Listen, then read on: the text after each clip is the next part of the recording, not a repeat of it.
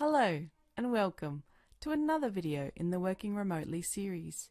This video, be a good meeting host in Microsoft Teams. In Microsoft Teams, we need to talk about access to important actions and the important actions themselves. These are the important actions that all hosts should master. 1. Mute all participants that are currently present in the meeting. 2. Mute all participants on entering the meeting. And 3. Mute all meeting entry and exit noises.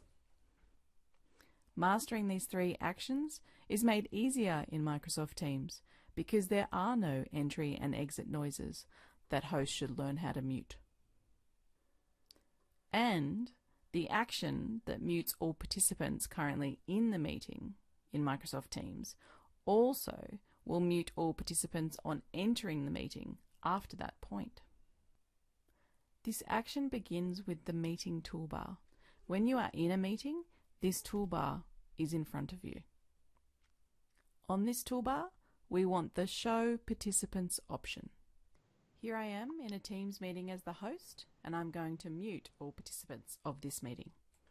I'm going to move my cursor so the meeting toolbar comes up, and then I'm going to select the Show Participants option from that menu. Then I'm going to go up to the right and select the Mute All option. Then a pop-up will say, Mute everyone. This will mute everyone in the meeting but you, and I'm going to select Mute. Now everyone in the meeting is muted, and everyone coming into the meeting will be muted on entry. The participants can unmute themselves in their meeting toolbar. I cannot unmute them after this point. Now let's talk about access to these actions. This is where it gets interesting in Microsoft Teams. In meetings, there are 3 participant levels. There's the organizer, who is the host of the meeting. They created the meeting in Outlook or invited people to an established Teams meeting. There's presenters. They have the same access to important actions as the organizer, unless the organizer has adjusted the level of meeting participants. This is the default level for all participants in the meeting. And then there's also the attendee. The attendee can speak in the meeting, but they cannot share content, and they don't have access to the important actions. Why is this interesting? Well, it's interesting for good reasons and not so good reasons.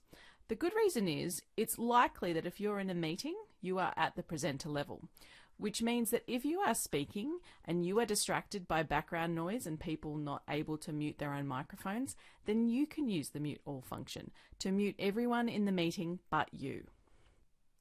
The not so good reason is that if you're not careful, you could accidentally mute everyone in the meeting by pressing the wrong button, or you could kick people out of the meeting without realizing it, and that could have negative repercussions.